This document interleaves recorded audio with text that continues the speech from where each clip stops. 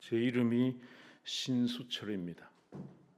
저를 낳으신 저의 부모님께서 제가 이 세상에 살면서 어디에 살든 어떻게 살든 뭔가를 조금 뛰어나게 살았으면 좋겠다라는 소망을 가지신 것 같습니다. 그래서 제 이름 숫자가 한문으로 빼어날 숫자입니다. 40대 후반이 돼가지고 성경을 읽다가 이 이름에 관심을 가지게 되었습니다. 그때부터 제가 나는 빼어나는 것도 없고 잘난 것도 없는데 앞으로의 삶이 빼어나면 좋겠다라는 갈등을 가지면서 지금까지 살고 있습니다. 여기 계시는 여러분들도 이름을 돌이켜보면 분명히 그 이름을 지었던 분의 소망이 거기에 담겨져 있을 것입니다.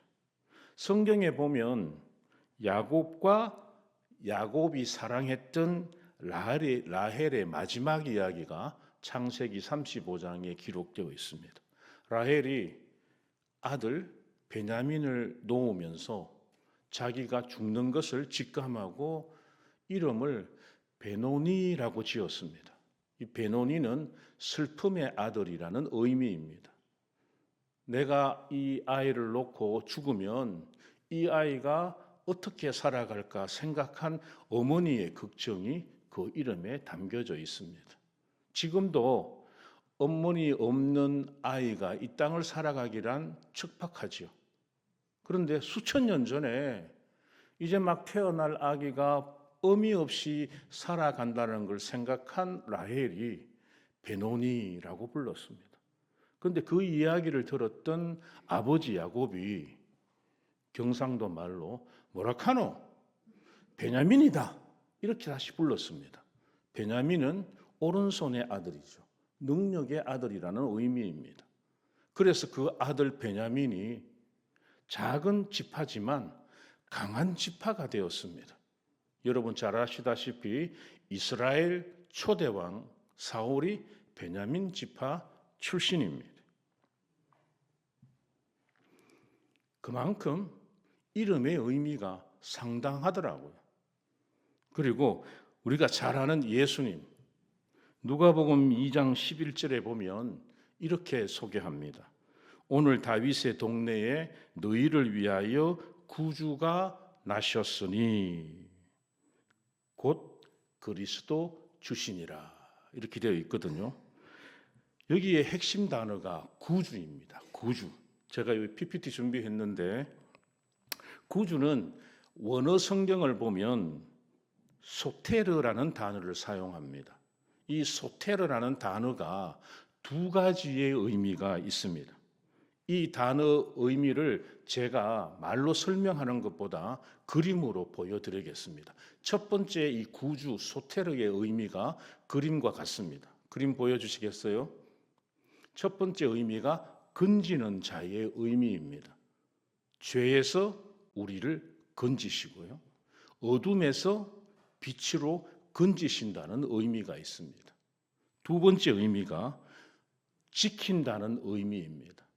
세상 이리와 늑대가 우글거리는 곳에서 예수님이 우리를 지키신다, 보호하신다는 의미가 바로 구주의 소테르라는 헬라어의 의미에 담겨져 있습니다.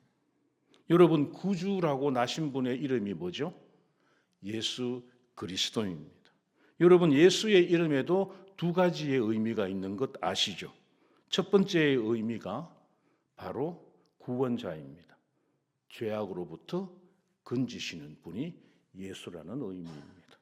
또 한 가지의 더 의미가 있는데 예수라는 이름의 의미가 임마누엘입니다. 세상 끝날까지 내가 너희와 함께 하시리라. 아까 전에 그림 봤죠? 끝날까지 우리를 세상 가운데 지키시고 보호하신다는 의미가 예수라는 이름 안에 있습니다. 그래서 우리는 죽는 날까지, 인생 마지막 날까지 필요한 것이 물질이 아니고 건강이 아니고 바로 구주 되신 예수가 우리를 지키시고 보호하시는 그 은혜가 필요로 합니다. 오늘 우리가 사무엘하 24장을 읽었습니다. 사무엘하 마지막 장이 24장이거든요. 그런데 23장에 가면 다윗이 자기의 마지막 말을 남기는데 어떤 말을 남기느냐 하면 하나님은 참 크신 분이다. 나 같은 소년 목동이 나를 택하셔서 기름을 부으시고 왕을 삼으신 위대하시고 높은 분이 하나님이시다 하고 23장을 마칩니다. 그러면 24장에 와서는 다윗이 정말 좋은 믿음의 사람이었다 이렇게 기록하고 사무엘서를 마치면 더없이 좋은 성경인 것 같은데 사무엘하 24장 마지막에 다윗이 어떤 모습으로 나타납니까? 교만해가지고 자기가 가지고 있는 백성의 숫자를 셉니다. 숫자를 센다는 것은 우리도 뭐 인구조사 하잖아요. 그죠? 우리의 인구조사와 이때의 인구조사는 조금 다릅니다. 이때의 인구조사는 내가 얼마나 많은 병력을 가지고 있느냐. 우리나라가 이 정도로 강한 나라구나. 와, 정말 별 같은, 다윗 별 같은 나라가 지금의 나라구나라는 것을 드러내기 위한 다윗의 마음이 그 안에 포함되어 있습니다. 그래서 24장 1절을 보면 이렇게 시작합니다.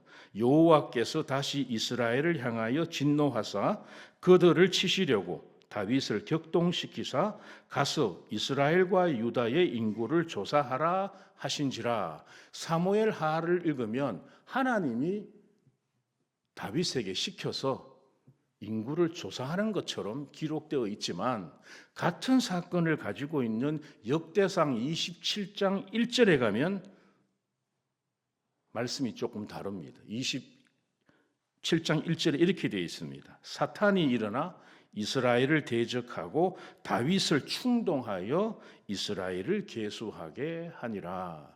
사무엘하는 하나님이 격동했다 하고 역대상에 가면 사탄이 충동했다 이렇게 기록하고 있습니다. 하나님이 격동했든 사탄이 충동했든 간에 다윗이 흥분했다는 얘기입니다. 내가 정말 말년에 이 정도 나라를 내가 가지고 있구나. 하나님 없이도 내가 이만한 군사만 가지고 있으면 내 죽을 때까지 이 나라가 번성할 것이다 라는 생각을 가지고 있게 되었다는 것입니다.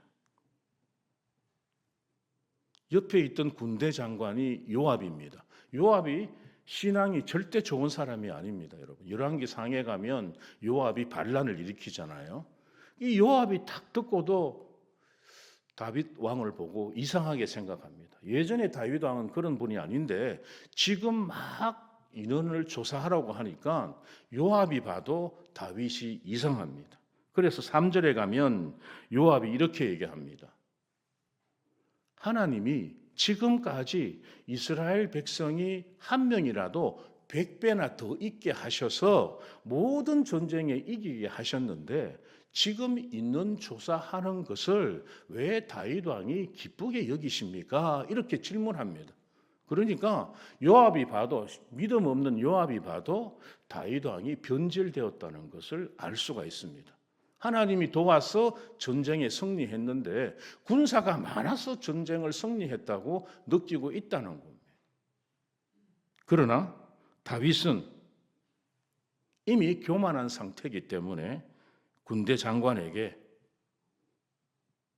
시키는 대로 해라. 4절에 보면 재촉했다 이렇게 기록합니다. 생각해 볼까요? 다윗이 왜 이런 시험에 들었을까요?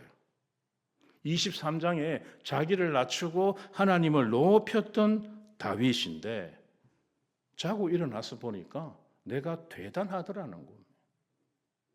우리가 이렇게 강한 나라구나 교만하기 시작했다는 겁니다. 우리의 인생이 그렇습니다.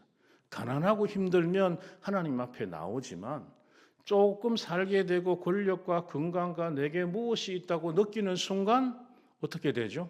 하나님과는 거리를 두기 시작합니다. 이게 인간의 본질입니다. 모세가 모압 평지에서, 신명기 보면 모압 평지에서 가나안 땅에 들어가려는 이스라엘 백성들에게 권면의 말씀을 하는데, 신명기 8장 12절로부터 14절에 가면 이렇게 기록합니다. 네가 먹어서 배부르고 아름다운 집을 짓고 거주하게 되며, 또 내 소와 양이 번성하며 내 은금이 정식되며 내 소유가 풍부하게 될 때에, 그 다음 마지막 절 보세요. 내 마음이 교만하여 내 하나님 여호와를 잊어버릴까 염려하노라. 지금 광야에서 못 먹고 힘들 때에는 시키는 대로 하고 하나님을 찾지만, 이제 가나안에 들어가면 어떻게 되죠? 정착하게 됩니다. 그죠? 씨를 뿌리면 파종하게 되고, 집을 짓고 자식이 생겨나고 하면 그만큼 편안해지게 된다는 의미입니다. 그렇게 되면 어떻게 해요? 아, 하나님이 있을까? 이렇게 된다는 겁니다. 그래서 모세가 들어가기 전 모압 평지에서 이스라엘 백성들을 깨우치는 겁니다. 다윗이 그랬다는 겁니다. 인생의 말년에 돌아보니까 와, 대단하다. 더 이상 바랄 게 없다. 그래서 요압을 족쳐서 인원 파악을 했습니다. 인원 파악을 하니까 몇 명이라고 기록되어 있나요? 여러분 읽었던 본문의 9절에 보면 이렇게 되어 있습니다. 요압이 백성의 수를 왕께 보고하니 곧 이스라엘에서 칼을 빼는 담대한 자가 80만 명이다. 이스라엘 11개 지파가 80만 명이고 유다 지파 한 지파가 50만 명이다 하면 몇 명이죠? 130만 명입니다. 여러분 우리나라 인구가 몇 명이죠? 5천만에 지금 군인이 45만 명에서 50만 명 정도 된다고 합니다. 그런데 그 조그마한 땅덩어리 이스라엘에서 전쟁할 수 있는 사람이 몇 명이라고요? 130만 명입니다. 기가 차죠. 와, 이렇게 우리나라가 강하단 말이냐. 이 다윗이 옛날 일을 다 잊어버렸습니다. 군인 하나 없을 때, 홍해를 건너와서 애굽의 기마대가 따라올 때 하나님이 그 기마대를 홍해에서 수장시켜 버렸잖아요. 그죠? 자기가 소년일 때 골리앗을 상대로 나갔을 때 이스라엘 군사가 많아서 자기가 골리앗을 무너뜨리지 않았어요. 그만큼 은혜를 잊어버리니까 교만해지기 시작했다는 사실입니다. 같은 사건을 기록하고 있는 역대상 27장에 가면 요때의 말씀을 이렇게 기록합니다.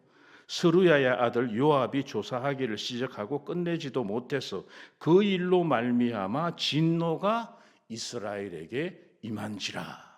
하나님이 다윗의 교만함을 보고 진노하기 시작했다는 겁니다. 다윗이 적극적으로 그걸 알았습니다. 그래서 다윗이 마음을 돌이킵니다. 사무엘하 24장 10절인데요.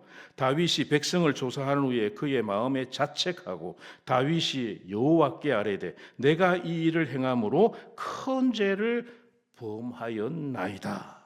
종의 죄를 사하여 주시옵소서. 내가 미련하게 행하였나이다.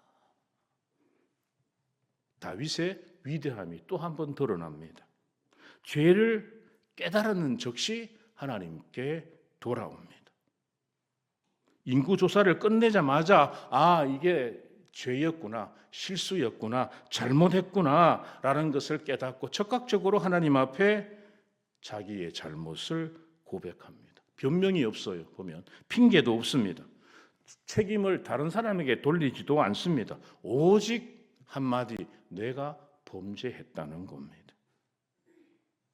사실 우리가 죄를 짓는 것보다 더 잘못된 것이 뭡니까? 그 죄가 죄인 줄 모른다는 겁니다.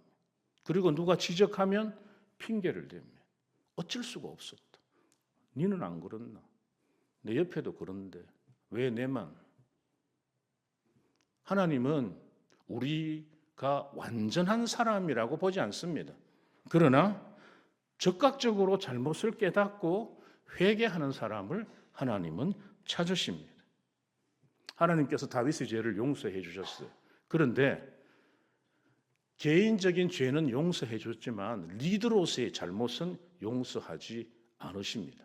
대가를 지불하게 하시죠. 선지자 갓을 보내서 다윗에게 말합니다. 내가 3가지의 벌을 내릴 것이다. 3가지가 뭔지인 줄을 여러분 많이 들어서 잘 아실 겁니다. 12절에 보면 3가지 중에 하나를 택하라. 그 중에 13절에 보면 7년간 기근을 줄 것이다. 2번째 뭐죠? 적이 너를 쫓아다닐 건데 3달 동안 네가 그 적으로부터 도망할 것이다. 3번째가 네 땅에 코로나와 같은 전염병을 보낼 것이다. 3개 중에 하나를 택하라. 여러분 뭘 택하겠습니까? 성경이 3번 택했으니까 여러분 3번 택할래요? 뭘 택할 거는 자기의 결정입니다. 그죠? 그런데 다윗이 진짜 생각하다가 중요한 결정을 내립니다. 어떤 결정을 내리느냐 하면요. 하나님을 너무 잘 아는 다윗이 자기의 마음이 어떤가를 고백하는데 그게 14절에 기록되어 있습니다. 우리 14절을 한번 같이 읽었으면 좋겠습니다. 같이 한번 읽어볼까요? 시작. 다윗이 갓에게 이르되 내가 고통 중에 있도다. 청하건대 여호와께서는 긍휼하시고 우리가 여호와의 손에 빠지고 내가 사람의 손에 빠지지 아니하기를 원하노라 하는지라. 아멘. 보세요. 말이 좀 어렵습니다.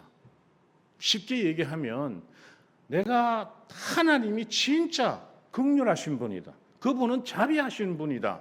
내가 그거 안다. 그래서 내가 첫 번째, 2번째, 3번째 중에서 3번째를 택하겠다는 겁니다. 왜 3번째를 택하느냐? 14절에 보면 제가 파란색으로 기록해 놓았습니다. 우리가 여호와의 손에 빠지고. 3번째 벌은 하나님께서 직접 내리신다는 겁니다. 첫 번째, 2번째도 물론 모든 주권이 하나님께 속해 있지만 하나님이 직접 내리시지 않는 것이고 3번째 전염병은 하나님이 직접 내리시니까 그분이 뭐가 약하다고요? 긍휼이 많다는 거예요. 그래서 나는 3번째를 택하겠다는 거예요. 여러분 제가 우리 아이들 클 때 니 잘못했지? 몇 방 맞을래? 5번 맞겠습니다. 그러면 첫 번째 시게 때리잖아요. 그죠? 아파합니다. 한 3번 때렸는데 애가 너무 아파가지고 부들부들 떠는 거예요. 그 5번 약속했지만 아버지가 긍휼하시니까 4번째, 5번째는 때리는 것 같지 않고 때립니다. 그러니까 다윗이 하나님을 아시기에 그분이 긍휼이 크시니까 3일간 뭐라고요? 전염병을 내린다고 말은 했지만 3일 할지 이틀 할지 그분이 긍휼 크시기에 다르다는 생각을 한 겁니다. 그래서 3번을 택합니다. 3번을 택해서 몇 명이 죽은지 아십니까? 7만 명이 죽었죠. 그죠? 7만 명이 죽었는데 그거로 끝나지 않았습니다. 천사가 예루살렘에 도착했습니다. 이제 예루살렘의 전염병을 퍼뜨리기 직전입니다. 16절 볼까요? 16절에 보면 이렇게 기록되어 있습니다. 천사가 예루살렘을 향하여 그 손을 들어 멸하려 하더니 여호와께서 이 재앙 내리심을 뉘우치사 백성을 멸하는 천사에게 이르시되 족하다. 이제는 내 손을 거두라 하시니. 이게 아버지의 마음이에요. 다윗이 너무 잘 아는 거예요. 여호와는 긍휼하시다. 만약에 하나님이 눈 딱 감고 예루살렘의 천사가 전염병을 펴뜨렸으면 7만 명이 죽었을지 14만 명이 죽었을지 성경은 기록하지 않았습니다.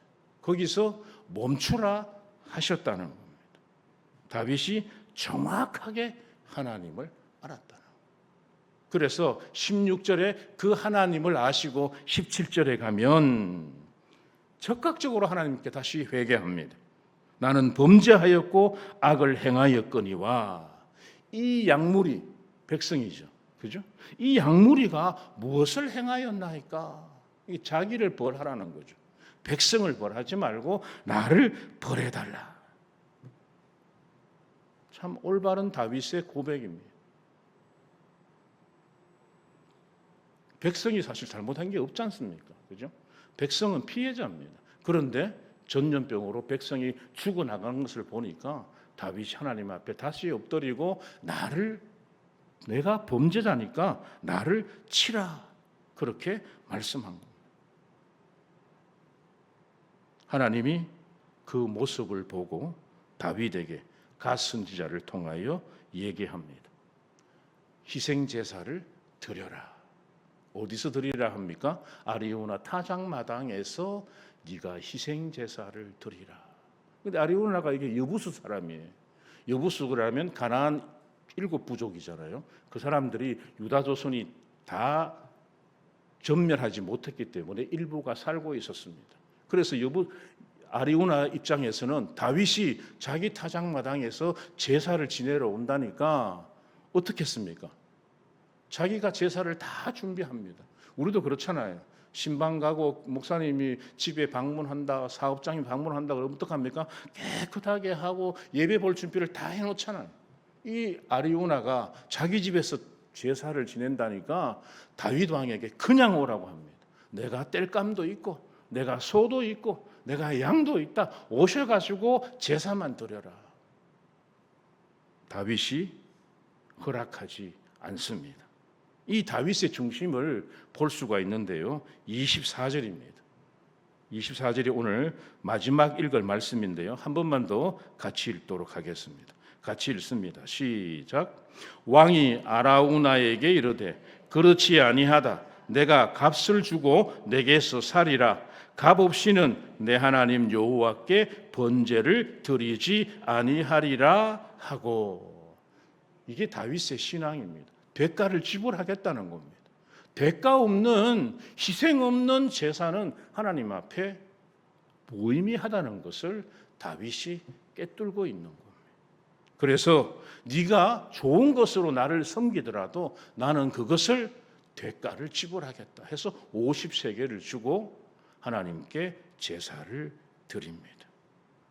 그 제사를 받으시고 하나님께서는 다윗의 모든 죄를 용서하여 주시고 이스라엘에 내려졌던 모든 징계를 멈추시는 것이 24장 마지막의 말씀입니다. 우리가 생각할 때는 다윗은 위대한 왕이고 지금도 이스라엘에서는 다윗을 위대한 왕으로 알고 있습니다. 그러나 하나님께서 다윗의 인생의 마지막의 실수를 기록해 놓으면서 아무리 위대한 사람일지라도 하나님의 은혜가 인생 끝까지 임하지 아니하면 올바른 인생을 살아갈 수 없음을 우리에게 권면합니다.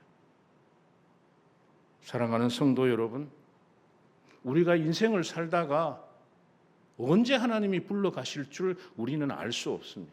그러나 늙음하게 살기가 좀 편안해질 때 이것도 있고 저것도 있고 이것도 내게 준비되어 여유롭다 할 때 그 여유로움에 내 인생을 맡기는 것이 아니라 내 호흡이 끝날 때까지 내게 필요한 것은 내가 가지고 있는 물질과 명예와 건강이 아니라 진짜 내게 필요한 것은 하나님의 은혜다라는 것을 사무엘하 24장을 통해 우리가 권면받고 배워야 합니다. 그럴 때 우리는 그 은혜로 이 땅에 호흡이 마치면 영원한 하나님의 나라로 가게 되는 것입니다. 우리가 붙들어야 될 것은 내가 가지고 있는 통장의 콤마가 아닙니다. 내가 운동하고 근육이 있는 이런 건강이 아닙니다. 예수 그리스도의 은혜, 근저내심의 은혜, 지키시고 보호하시고 끝까지 동행하시겠다 약속하신 그 예수의 이름을 붙잡고 남은 인생 살아가는 저와 여러분 되시기를 주님의 이름으로 축복합니다. 하나님 감사합니다. 종이 전한 말씀으로 인한 은혜가 전하는 자나 듣는 모두에게 충만하게 하여 주시옵시고 듣는 자가 의롭다 하지 않았습니다. 행하는 자가 의롭다 하셨사오니 일상의 삶을 통하여 구별된 하나님의 자녀로서 살아가는 모든 성도들 되게 하여 주옵소서. 감사드리며 예수 그리스도의 이름으로 기도 드리옵나이다. 아멘.